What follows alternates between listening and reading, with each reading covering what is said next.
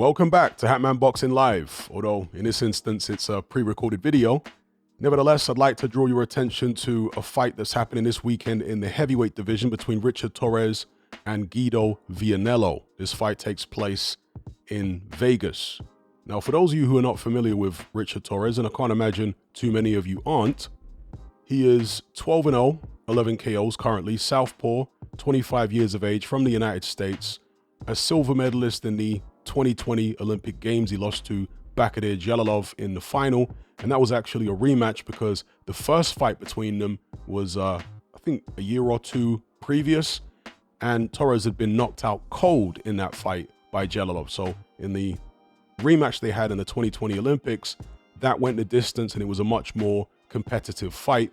I'll talk more about that maybe later on in the video. So as I say, silver medalist in the Olympics, currently 12-0, 11 KOs, and he's never been the distance.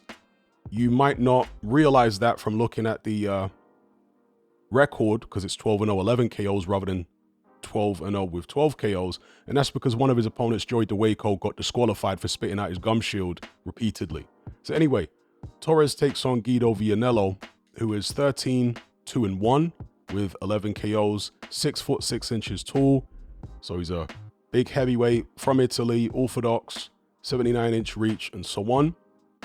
Now, I'm going to have a look at, or show you guys Torres's record so far and just point out some highlights. He hasn't really fought anybody of note, but I'm going to point out the best opponents on his record to date.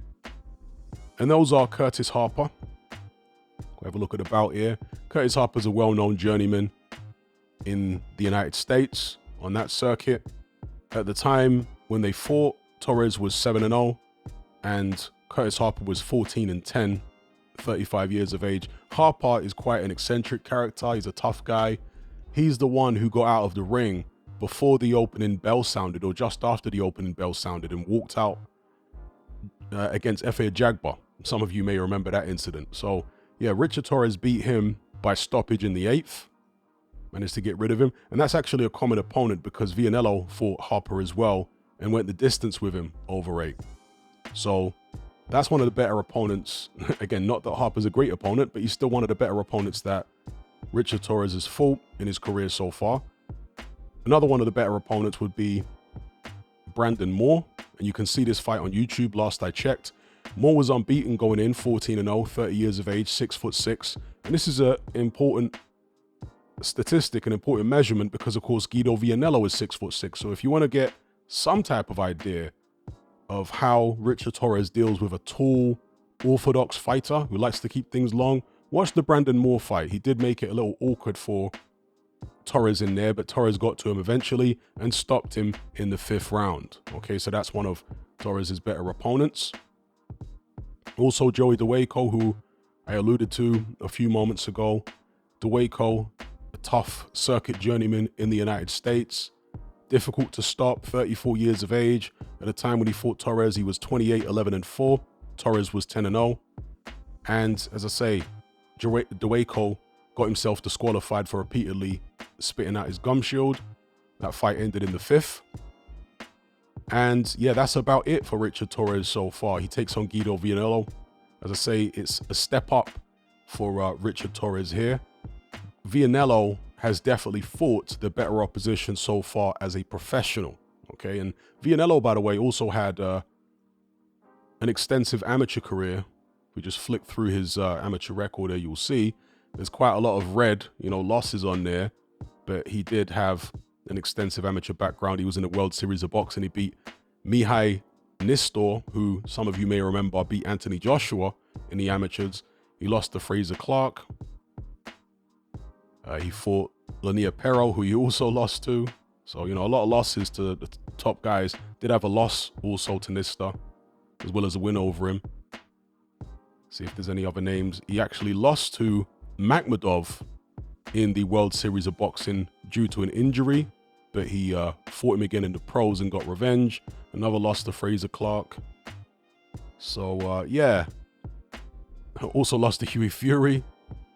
So a mixed bag for Guido Vianello in the amateurs. Definitely didn't have the success in the amateurs that Ricahrd Torres had. Ricahrd Torres was winning at a higher level than Guido Vianello. Vianello, call him Vianello. Vianello was fighting at a high level, but he wasn't winning necessarily at that level, whereas Richahrd Torres was.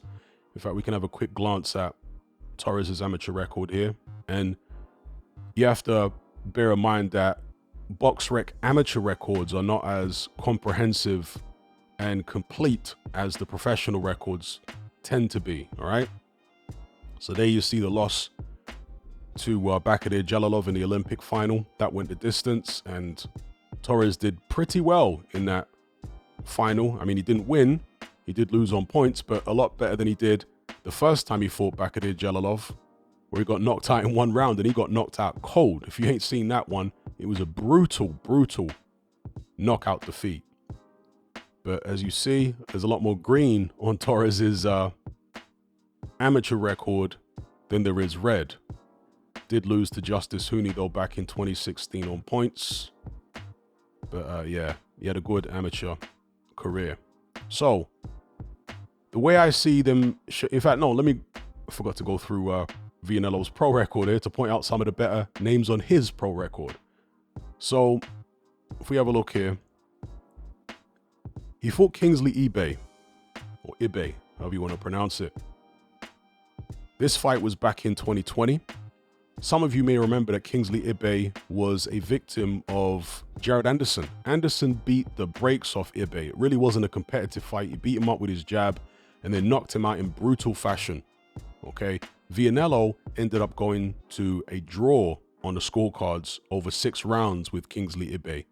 So bear that in mind. I know styles make fights and all that, and fighters can improve, but yeah, just bear that in mind that Vianello did fight this guy who was destroyed by Jared Anderson, and it went the distance over 6 rounds, and it was a majority draw.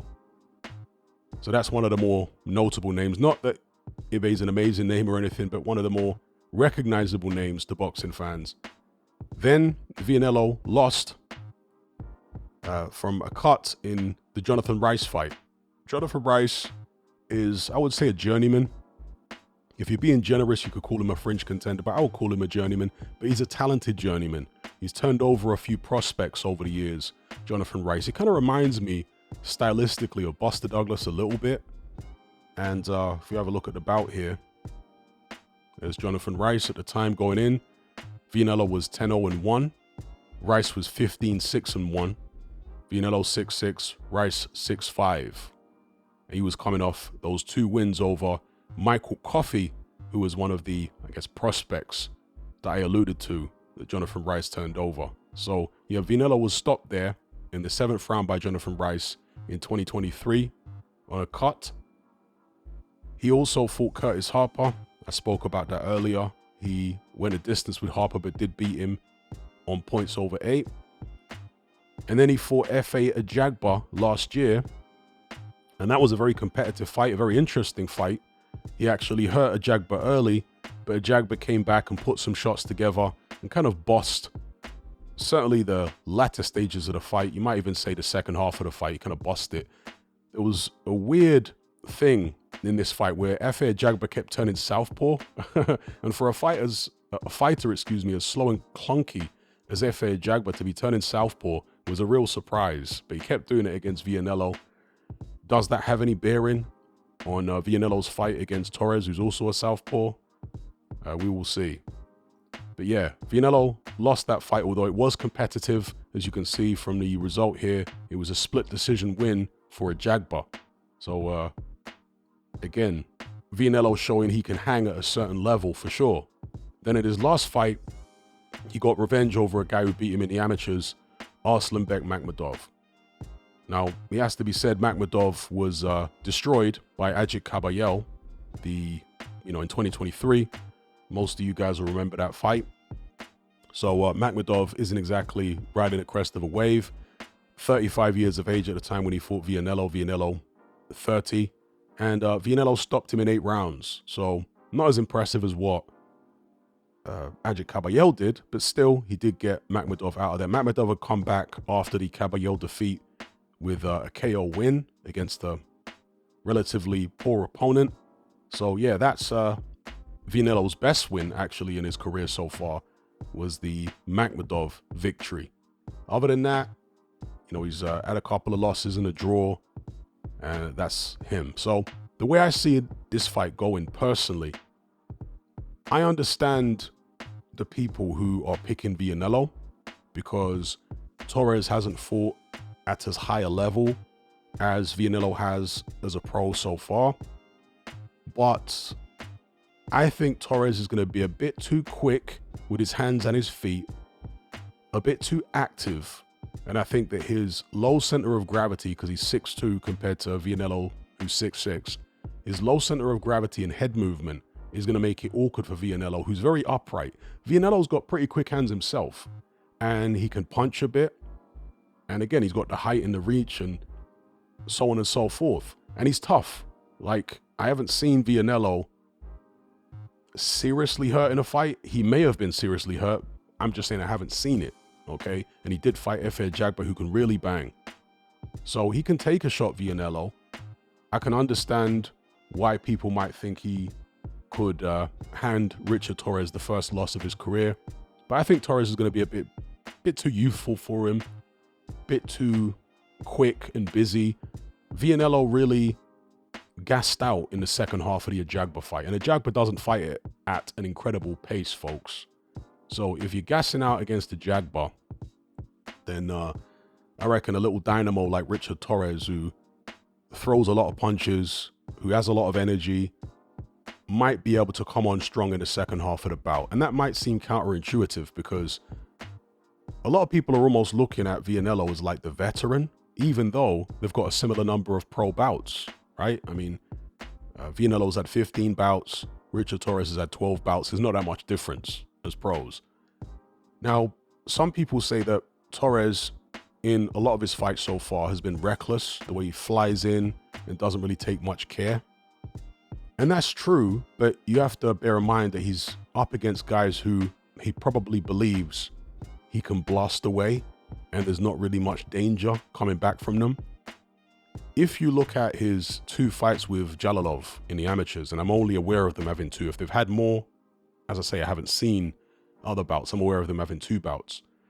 In the first bout, Torres didn't take enough care and got knocked out in the first round. In their rematch in the 2020 Olympics, Torres had much improved head movement.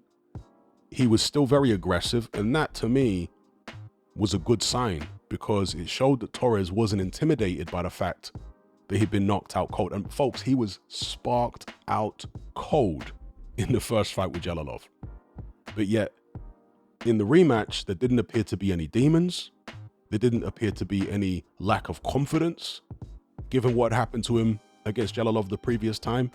And I think, personally, to me, that's impressive that he has that type of mental toughness to get back in there with a guy who sparked him out and still be confident and still be aggressive. Again, he was being more careful with moving his head a lot more when he was coming in.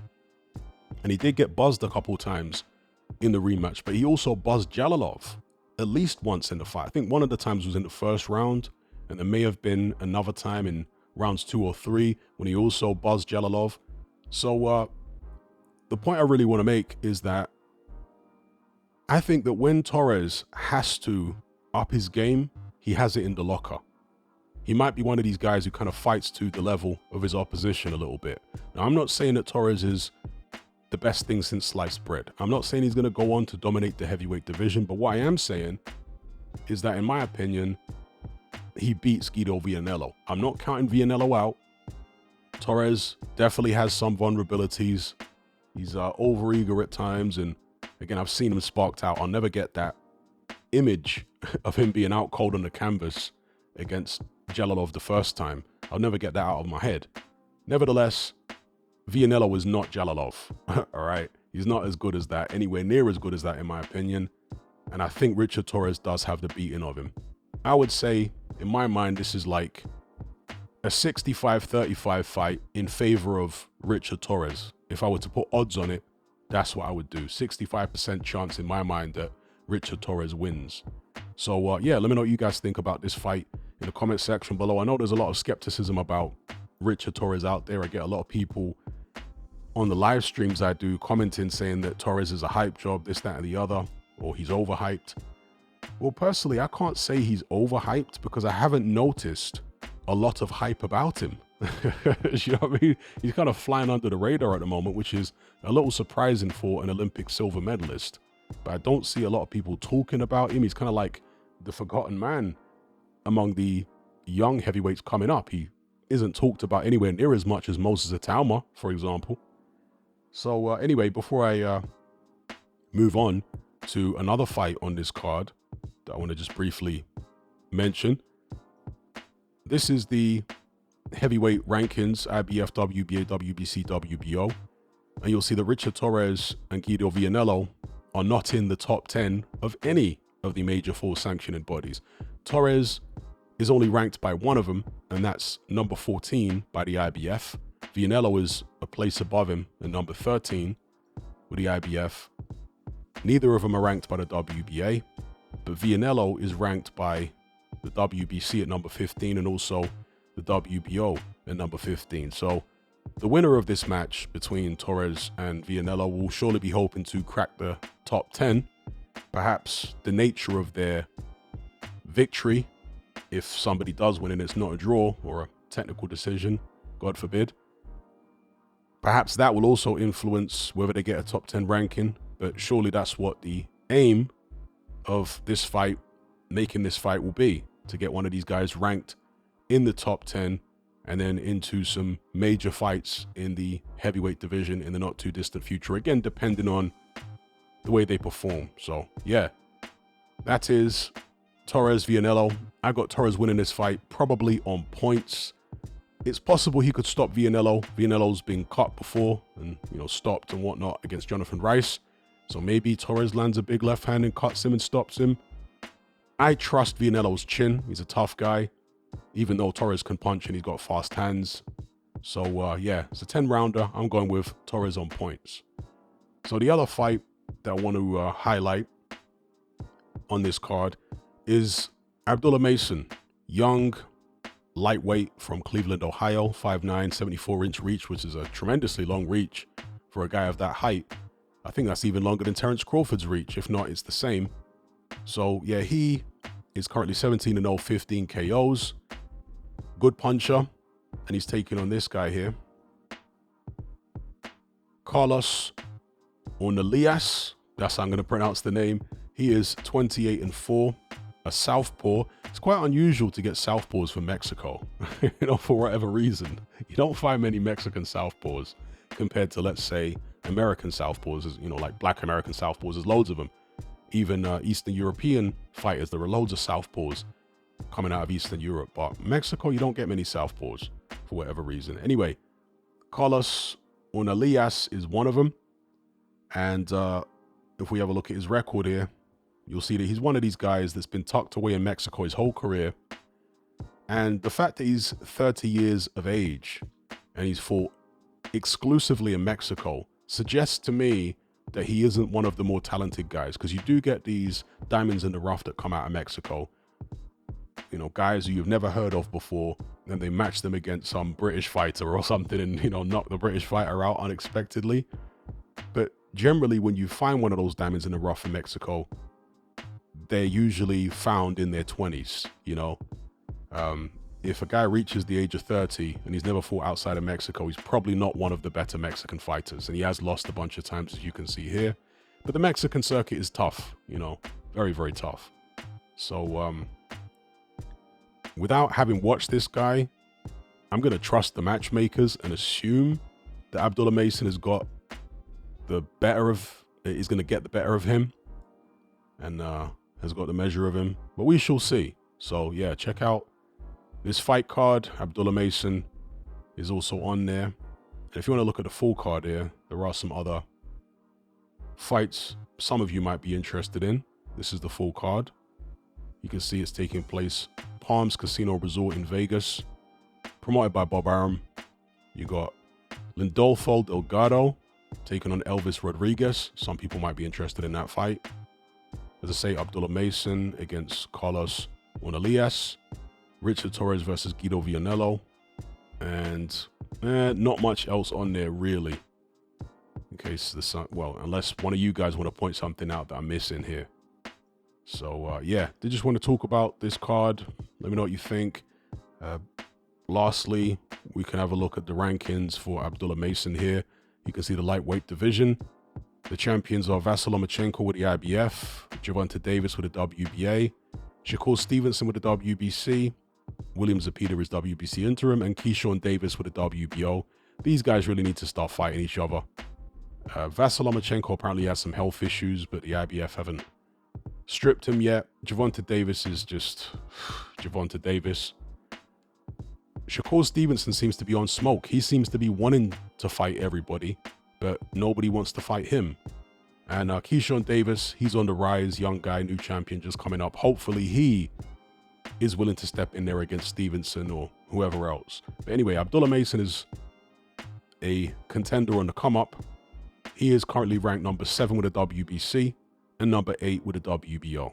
So he'll be looking to climb the rankings and get in to title contention. So yeah, that about wraps it up. Let me know what you guys think about this card and the fights that I've highlighted in Ricahrd Torres versus Guido Vianello and Abdullah Mason versus Mexican Carlos Onalias. All right, until next time, take it easy. I'm out.